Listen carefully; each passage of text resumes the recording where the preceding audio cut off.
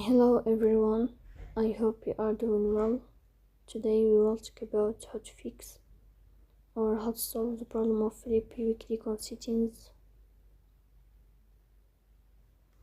Here you will click on apps, default apps, app settings. In this list you will search about Philip. Then in this page you will click on first stop and you will click OK.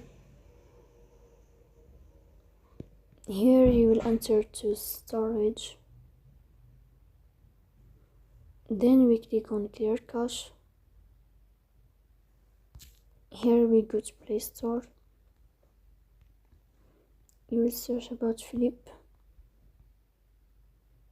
Then you will update your app if you find update here.